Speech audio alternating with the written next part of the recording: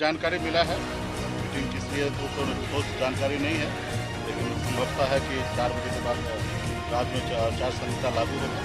तो ठीक है, मतलब लागू होंगे तो हम लोग रेडी हैं। हम लोग तो ये पल का, ये समय का इंतजार कर रहे हैं बेसब्री से, क्योंकि आप जानते हैं कि हम लोग विपक्ष में हैं और सत्ता वाला मजा ले रहे हैं सरकार में रहकर, और हम लोग विपक्ष में हैं। हमारे गरीब, पिछड़ा, दलित का हक अधिकार लूटा जा रहा है। तो ऐसे समय का तो हम इंतजार कर रहे हैं पिछले 5 साल से लगातार, और ख़ास करके 3 साल से तो मैं पर्सनली इंतजार कर रहा हूँ। तो इस बार ज़रूर राजमा आचार संहिता लगने के बाद फिर हमारा समय आएगा और निश्चित तौर पर बिहार में बदलाव होगा।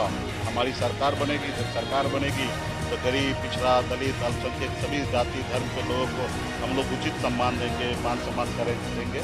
तो हम लोग आप जानते हैं कि आदरणीय लालू प्रसाद यादव जी की विचारधारा, राहुल गांधी जी की विचारधारा को लेकर चलने वाले लोग हैं। यहाँ पे हम लोगों का विचार में है सभी जाति, सभी वर्ग के लोगों के साथ गले मिलना, किसी को बांटने का राजनीति हम लोग नहीं करते हैं। तो आने वाला समय में बिहार में बदलाव होगा। बिहार की जनता इस बार बदलाव लाएंगे और हम लोग को सरकार बनाएंगे।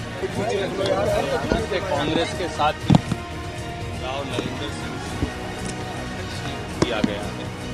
राव नरेंद्र सिंह एक मेहनती, काबिल और जाबाज साथी हैं। उनको ये महत्वपूर्ण जिम्मेवारी श्री राहुल गांधी और श्री मल्लिकार्जुन खड़गे जी ने दी है।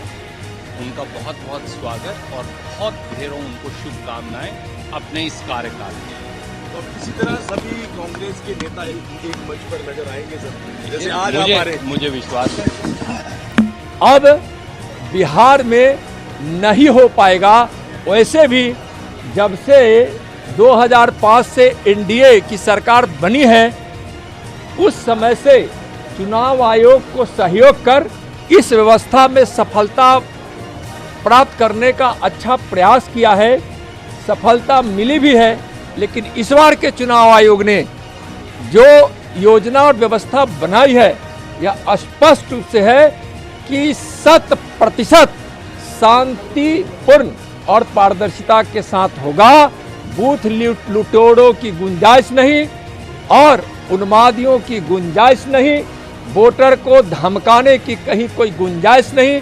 और उसने जिस प्रकार से सुरक्षा का, मतदाताओं की सुविधाओं का जो बंदोबस्त किया है, चुनाव आयोग को इसके लिए बहुत बहुत धन्यवाद। भारतीय जनता पार्टी जो है दुनिया की सबसे बड़ी पार्टी है, कैडर बेस्ड पार्टी है, और हमेशा भारतीय जनता पार्टी का जो आइन है वो ये जमहूरियत को प्रमोट करता है। ऑल्दो जी election commission of India autonomous body है, वो इलेक्शन कंडक्ट करता है। यहाँ 2 सीटें बडगाम और नगरोटा में है। भाई ये अपने ये सीट खाली हुई, वहाँ डेथ हो गई थी। और यहाँ स्टेट के चीफ मिनिस्टर साहब को 2 जगह से लड़े थे, तो उन्होंने इसको खाली छोड़ा। तो अब नोटिफिकेशन आया है, तो ऑब्वियसली एक पॉलिटिकल पार्टी के नाते इलेक्शन में जाना होता है। अब ये डिसीजन जो है ये भारतीय जनता पार्टी का जो पार्लियामेंट्री बोर्ड है वही लेता है। क्या उम्मीद कर सकते हैं कि इस बार